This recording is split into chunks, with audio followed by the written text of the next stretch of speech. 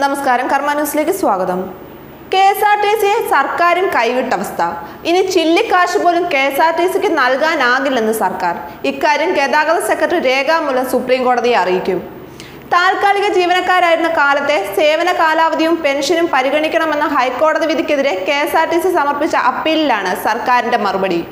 കെഎസ്ആർടിസിയുടെ അപേക്ഷ പ്രകാരം കേസിൽ കക്ഷി ചേരാൻ സർക്കാരിനെ അനുവദിച്ചിരുന്നു.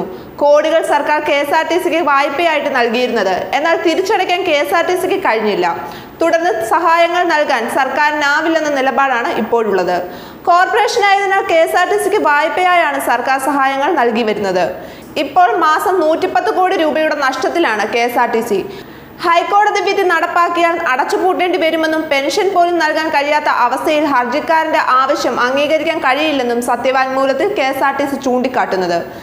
പെൻഷൻ ആവശ്യമായ തുക അനുവദിക്കണമെന്നും കാട്ടി ഗതാഗത സെക്രട്ടറി ധനവകുപ്പിന് നൽകിയ അപേക്ഷയ്ക്കുള്ള മറുപടിയാണ് ഫയൽ ചെയ്യാനായി കൈമാറിയത്. മുടങ്ങിയ പെൻഷൻ നൽകാൻ 429.39 കോടി രൂപ ഉടനടി കണ്ടെത്തണമെന്നും സർക്കാർ സഹായിക്കുമെന്നുമാണ് കെഎസ്ആർടിസി പ്രതീക്ഷിച്ചതെന്നും ഗതാഗത സെക്രട്ടറിയുടെ വിശദീകരണത്തിൽ പറയുന്നു. ദിവസക്കൂലിയിൽ കയറിയവർ പിന്നീട് എംപാനൽ ജീവനക്കാരായും തുടർന്ന് PSC വഴി സ്ഥിരമായും സർവീസിൽ പ്രവേശിച്ചു. ഒരേ ജോലിയായതിനാൽ കരാർ ജോലിക്കാലവും പെൻഷനായി പരിഗണിക്കണമെന്നാണ് ഹർജിക്കാരന്റെ ആവശ്യം. തുടർന്നാണ് ജസ്റ്റിസ് AK സിക്രി അധ്യക്ഷനായ ബെഞ്ച് സർക്കാർ നിലപാട് ആരാഞ്ഞത്.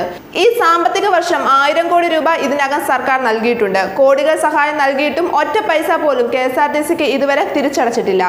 തുടർന്നും സഹായം നൽകാൻ സർക്കാർ തയ്യാറല്ല.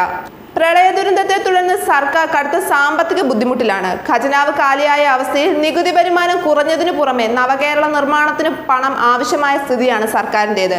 എന്നാൽ കെഎസ്ആർടിസിക്ക് വരുമാന വർധനവും ഉണ്ടാവുന്നുമില്ല. സാമ്പത്തിക വർഷാവസാനമായതിനാൽ സർക്കാരും പ്രതിസന്ധിയിലായ അവസ്ഥയിലാണ്. ന്യൂസ് ഡെസ്ക്, കർമ്മ ന്യൂസ്.